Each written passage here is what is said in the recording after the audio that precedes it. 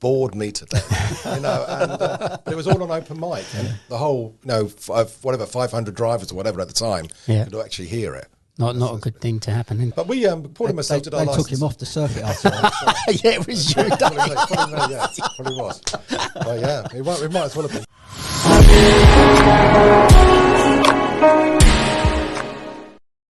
But Paul and myself did our licenses recently, and we did them online. Yeah, we just renewed them online. Yeah. It was a different process. I think mine was easy last time I done it. Yeah. Apart from I failed the medical. Oh, well, that can happen. Yes, of course. I ran. My doctor, the problem now is with doctors getting the medicals done. Being over 50, you have to get these. Are you over 50? 56. We're only Thank you, Dave. It's the makeup and plastic surgery. Yeah, that's wonders. Yeah. But I had to run. I got a private doctor instead, which was a big mistake. You really should stick with the GP. That's what I found. Stick there, because he said to me, the GP, if you take your blood pressure, I'll take it 5 times. It's blood pressure is very variable. But I ran. I was late for this appointment. Running there, sat down. She took the blood pressure, and it was 1 point over. And it was because I had rushed to get there, and my blood pressure is always normal. But I didn't know. No. So I send it in, and then they refuse your license because I was 101, I think. Yeah, so it's the 100 is a... Yeah. But often they take it 3 times. It's usually the middle figure they go for. Yeah, it's you're not going to be done. You get like a white coat syndrome, don't they? Yeah. You come down to see the doctor, everybody gets a little bit anxious. Yeah. Yeah, because it's important. The medical's important. It can make a big difference. Well, yeah, at our age. I mean, I don't know what you're carrying now, Dave. How many years under that? No, I'm still as young as ever. I've not had my first medical yet. No. No, but I think we're about the same, Dave. We are about the same. I think I'm 63. Oh, you look good for 63, Paul. I'm a couple of years younger. Are you? Yeah. Months. But it's a new suit that makes a difference. Well, that suit, I mean, really and truly. I'm wondering which Premiership football player you are the agent for. Well, yes, that's exactly right. Stanley Matthews. Could be. And actually, Dave, it is an ensemble. That tie is wonderful. It goes. It's done up properly. Paul's tie is ordinary compared to your. It is. Yeah, I think I'm going to have the week off next week because the stress of today, all the remarks, all the jokes. We've seen an increase all round since October, really, with people coming in. We've seen we were talking about this today, so we have seen a considerable increase coming up. I thought it would happen later. I thought it maybe came April next year but it's coming about 6 months earlier than I thought it would. It's definitely all over. Green badges. All London, all over. Definitely seen it. Yes. Oh yeah, we saw it. You have touched upon the fact that there is growth. We are seeing the fact that there is a groundswell of people doing the green again. Yes. It's hopefully going to get quicker. This is always word of mouth. We had a guy in from Taxi PR. And there is, for me, the advertising of our trade is always the fact that you tell people yourself that I am a taxi driver. Yeah, it is worth doing. Why would I tell you it's worth doing when it isn't worth doing? Yeah. And I think we went through the spell where taxi drivers were telling people it's not worth doing. It's the same old. Well, social media, we can get onto that, but it's all, the game's dead while you're doing it. And it ain't dead at the moment. No. It's good at the moment. And it's a good time to get into it. Whatever age you are, get into it. I think it looks good for the future, to be honest. I think looking ahead, it's it's a very good product. We're wanted. We really have sort of up the game. We should see some growth. The new cabs, credit cards, all these things have helped. The credit cards, electric cabs the credit cards. Big difference. It's been a big turnaround. Yeah, and since 2016, 17, since they've come in. And then, I don't know, it's the young kids are using them. Yeah. I'd like to see the scrappage go away. I don't see how that applies on electric vehicles. That seems like a salesman tactic now. Yeah. If you're meeting the standards of pollution and whatever it is, why would you scrap a vehicle that's perfectly working order? And Dave, me and you are from the era where people used to keep their cabs mint. No, I did. I kept 2 cabs for 12 years each, literally. Yeah. TX4 Fairway and a TX1, which was the same engine, basically. So, TX1 Fairway and a TX1, so they're both the same Japanese engine. Yeah. And you could keep them on. But the TX1 was running out, so I had about 3 years left, and then that's when it went. On scrappage or? No, I wouldn't. No, I mean, I just got. I put it in for overhaul. Funny enough, and it came out of overhaul. It was in the garage after the overhaul been passed. Shiny, looked great. And a gentleman walked in there. He wanted a cab for 3 years, and he said, "Where can I find a good cab?" He said, "You want that one on the ramp." And sure enough, he gave me an offer I couldn't refuse, and sadly, I say it was like tearing my arm off, and it went. And but it made sense because he had 3 years, wanted use. That's all. He was retiring after that, and I was busy full time, so it made sense. They were. I mean, it was the overalls that done that. I mean, my engine on my one was went on forever. At the end, it was time. It ran out of its years, but the engine was spotless. You could put your hand with a white glove on it, and the overalls were doing that. So why have we gone slightly backwards in that department then? Why? Because the overalls they were such a high standard. You know, you could get the car refused because there was dirt on the lens inside in the it was just slightly discoloured, So, you know, that was a bit extreme, but the fact was that when the garages took the cab, it would come out looking mint. And you validated and everything, wasn't it? Yeah. Engine steam clean at the bottom. Yeah. A whole lot. But we can't really say on that topic, really. It's not really our... not your department. Not really, no. But it would be nice to see the scrappage on these. That's the thing. With the knowledge, everyone who's in the knowledge and doing the knowledge and taxi drivers, we are TFL. Yeah. They only see us as TFL. We don't... we ask Buckingham Palace to Big Ben, and that's what we do, basically. Yeah. But they just think that we are licensing, we are compliance, we are TFL, because that's they only see us. Is that an exclusive, that question, Buckingham Palace to Big Ben? I can let everybody know that's going to be asked. It's a banker. And but that's what they see us, and that's everything comes to us. Oh, what can you do about that? Why are you doing? Yeah, you do get the blame. Yeah, because we're the only ones they see. Yeah. So appearances. So the students have been saying, "Please ask this. Please ask that. Please ask this." So, hesitation. Hesitation is the thing of the moment. So, what do you feel about hesitation? How do you mark for hesitation? Unlike Steve Thomas, who just marked you for hesitation. My initial talks. Yeah. I say it's the same old thing. If you're the examiner, I'm the candidate. I'm going to go from St George's Circus over Blackfriars. We start St George's Circus, leave by Blackfriars Road, forward Blackfriars Bridge, and forward, whatever. Okay. And then someone comes, same question, and they go, St George's Circus, we'll leave by Waterloo Road. No, we won't. We go by Blackfriars Road. Yes, we will. Right, got it now. We go Blackfriars Road. We're going to go forward up over to St George's Circus, leave by Blackfriars Road, forward Blackfriars Bridge, then we go forward Farringdon Street. No, we don't. No, let's go back to the bridge. So let's go back to the bridge. Right. How would you mark them two differently? How can you mark them the same? We go by that box. All right, Unilever Circus, I'll take one off maybe. Maybe not, because nerves. Yeah. The other one, can I mark him the same? Is he confident? Does he know exactly where he's going? So could you take one off for that? Could you take two off for that? Yeah. That's what they don't understand. We've only got a criteria to mark from. We don't make it up, but they only see themselves. They don't see the people coming through who confident, calling, nice, easy, slow. You're comparing them to the best going downwards. We're comparing them to them. We're only comparing them to themselves, if that makes sense. So it's there to be marked if they're not calling it fluently. So if you ask me a question and I sit there and say, okay, I think, leave on the left. Have I hesitated or... No. So I am... You've got 20 minutes in the exam. My view would be, surely I've got to have a moment to just think about what I'm pretty much going to do. You're not a computer. Yeah, and I'm going to then start. But there are stories, they're probably all untrue, of people being told... come on, start. You got to get away in the cab. You ain't got no time to think when you're in the cab. And I think, well, you got probably more time in the cab to think, but they're being pushed to start, and that doesn't seem entirely great. Just give me a second. You've asked a question, and if you'd have asked me my own name, I would have also hesitated. So just let me gather my thoughts and then go. So the hesitation should only really apply once the question started to be answered. Okay, then the next thing would be this. I hesitate during the answering of the question, and you pipe in with, come on, let's get going, you're taking too long. Well, you're going to deduct points for hesitation, that's fine, but it's my hesitation, and you really have just mucked up my chain of thought. I think in the 14 years I've been there, I've certainly never said anything. What? No. Okay. Let the person complete the run. I'll get to the end of their second, third run and then say, so you've got 20 minutes in there. Yep. You've been 18 minutes.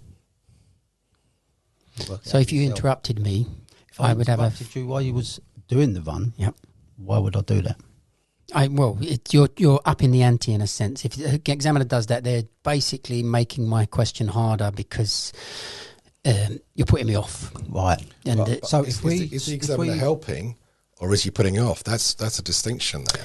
Because sometimes we do actually try to. So if somebody gets stuck halfway, we sometimes give them, despite the rumours, we actually try and give them a boost. Say, just slow down, think about that, carry on from there, and just to keep them going. And and that's fine. We've been in the chair. We understand. There's a difference between a prompt. Come on, go on. You know where you're going. Yes, that's encouragement. Yes, but if they get a D at the end of it, we've interrupted them. Mm-hmm. Yes. When they've got a C at the end of it, they never complain. But interruptions shouldn't be happening, should it really? You shouldn't interrupt someone who's thinking.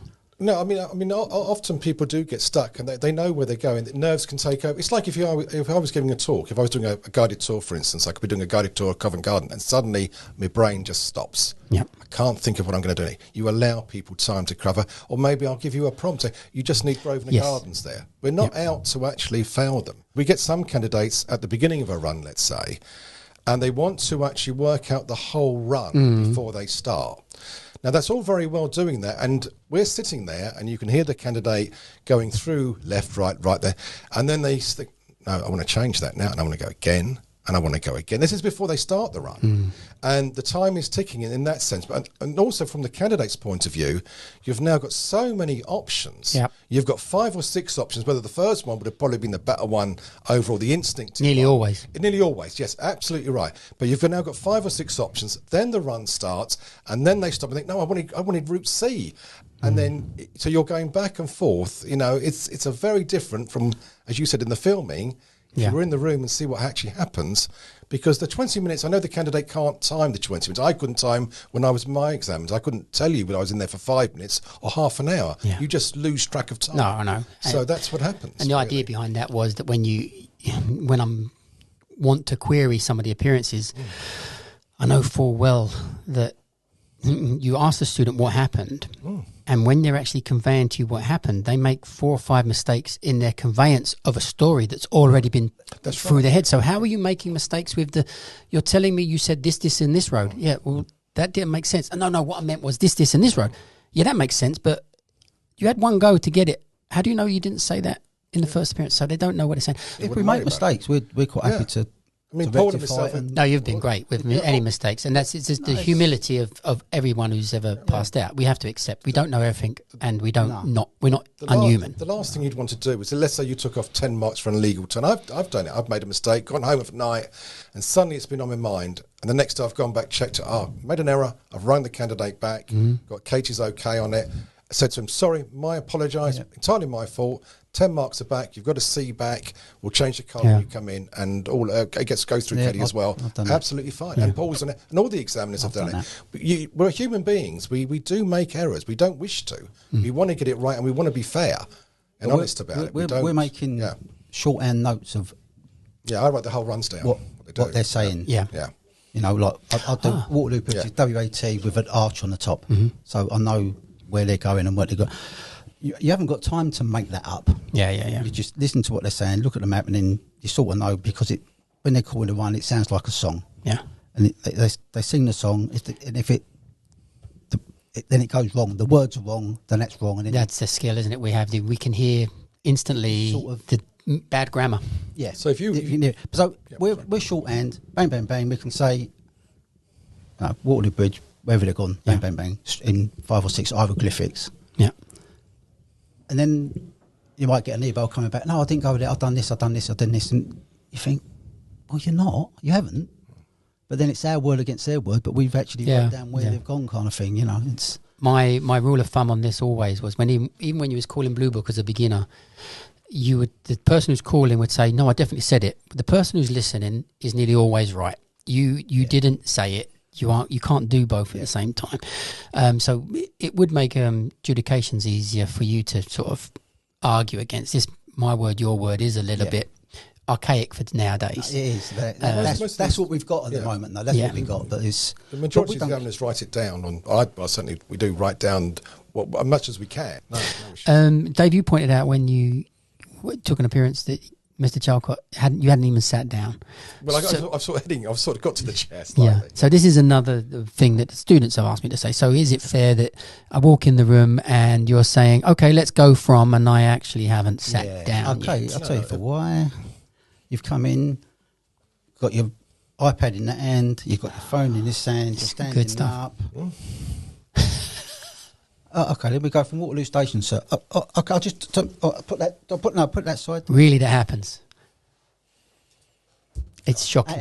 And they're coming in and they come have your card, sir. Oh yeah, okay. I send my coat outside. Okay, then no, I've got it in here, and then they're standing there and they've got a cup of water, and then can I drink in it? Yeah, of course you can drink in there. And they put it down over there. Then can I put it up on the shelf? No, put it over there and over there. Not all of them. But the ones who come in with their phones, with their iPads, I'll just turn my phone off. Okay, up, and they're standing up. It's sort of, Thank you. Well, you're giving me pearls. This is fantastic. But it ain't everybody. No, it makes sense. It's like, and then they sit down and they go, "Oh, so what was that?" I said, "Be prepared." Yes, be prepared. Card out. Sit down. Thank you very much. Waterloo Station, sir. Yeah, for your next one. There's no not to hurt them, just to. It's a little bit of lack of social skills on their part. It's just come in, sit down, we do it. I never worry. I let them come in, sit down. I ask how they are, and I'm never in a hurry to start. I just not. No, I do. But on that rare occasion where they've got their iPad in there and they've got the card, there's a reason for it. Yeah, you're looking. But that ain't. Then I don't expect them to answer that and say, "What, you ready?" Yeah. Okay, let's go. Cool. That's a fantastic answer. Well, I think it's brilliant. It's an aspect that I didn't consider. All those watching, turn your phones off, put them in your pocket, wait for the call. On that particular issue, does it with the phones in the, let's say, waiting areas, for instance? Sometimes I wonder, does it make the candidate more nervous in the sense that they might be looking at things that are maybe asked or whatever? It's bad advice. If you was going to advise them, don't do it. You know what you know the night before, really. Sometimes they might get more anxious by having the iPad or the phone, looking at different things, thinking, I'm not quite sure of that, and Mr. Hall and Mr. Whitehead's asking that now, and then going into that. Sometimes you're better off to leave it blank. I think you always are, Dave. I think you compare it. I always make many sporting metaphors and stuff, but you are now ready the day before, even the day before that. Now it's a case of let everything settle on the bottom, so it's all under control. All you're doing is bringing to the forefront stuff which is making you unbalanced. Really. Let everything settle, be calm, don't do anything, don't call Blue Book today, don't do point to point today, rest, go for the appearance. You've trained. What more do you think you're going to learn in these 10 minutes? Don't do 25 miles the day before a marathon. That's for sure. That's the same metaphor. Yes, it's this. You're ready. You don't wear yourself out beforehand. I used to go to like Joseph Grimaldi Park on Pentonville Road, and they used to call like 30 to 60. Where? Joe Grimaldi. And he's teasing me now. But I used to call about 30 or 60 Blue Book runs just before the appearance. So I used to get there early just to get some fluency going, to get some. Big difference with the stages. Mm-hmm. All right. Big difference, second appearance. But not really, because it's the same thing. The questions might get progressively harder onto stage 5, but I just need them to get me from one place to another place. Yeah. And could you be a taxi driver at the end of this? Yeah. Not anything else, really. They go on about worrying about us and all that. I don't. And when they come and sit down, I don't know what they're going to score. I haven't got a clue what they're going to score. They tell me, and I'll just score it. Yeah. So, apart from the progression on the stages, there's no setup. You work out the questions per stage and what's going on and where you are and what you're doing, but it's up to them how they answer it. Because you don't have any philosophy there, Dave. Something you're looking for? Of course, they've got philosophy and everything. No, there's not really any philosophy on it in the sense that I feel like knowledge has changed in some ways. In my time, it was very much the only way to do the knowledge was to actually go out on the bike and actually do it that way. You could get a Kelly's Atlas and use that as a slight help. Yeah. But that was it. And now it's, of course, modern technology, and it's a great help. I can't say it isn't. But it's useful if people have actually been there, actually seen places, and actually fairly big points, sensible points, and have they actually been there? Are we jealous of them because we had to go there? No, I actually think... No, they should be jealous of that, because the Yellow Pages and the Thompsons, we didn't have a choice. Yeah. That was my Google. A BT phone book. Yeah. Yes, it was. Yeah. It was very much like Everyone that. said to me, get the Kellys, but the Kellys had gone. Yeah, no Kellys. Yeah. You could only get the Kellys if you couldn't afford the new Kellys. I had to get one second hand from the library. Luckily, they were chucking one out, and I just lucky to pick one. And you could.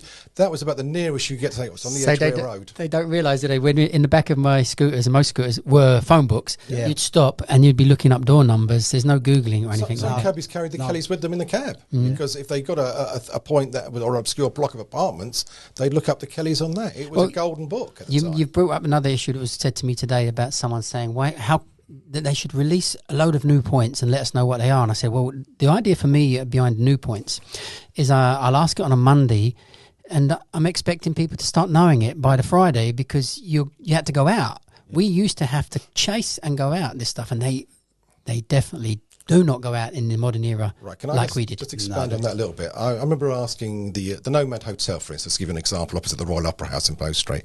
And of course, there was the old Bow Street Magistrates Court, and they knew they were building a museum inside. So nowadays, in the old days, certainly the candidate would have that point before the examiner. I don't know, because didn't know the examiners at my time. But now I've got to start asking it, or the other examiner's got to start asking it, and then after 2 or 3 weeks, it filters down. Yes. But in the old times, you would have seen the building works going on. You know it's going to be big. You know it's going to be a hotel. A bit like Grosvenor Place now with the hotel coming up there. You know it's going to happen. Yeah. Why wouldn't you put that in your bag and say, right, I'm going to have that? And if I get asked, no, that's the big fundamental difference between, let's say, the 80s or when we've done it, and now. Are you just concentrating on what the examiner asks on the point sheet and not looking at anything to the left or right of that particular point? It is very much the case. They're chasing what we ask. We only ask what's out there. Yeah. There are some that do try and predict what you ask. They are trying to predict. But the prediction part, David, like you said, it comes from the volume of road work we did. So you're doing the mileage. Yes. We did my pattern would be call my blue book, do my point to point, and out.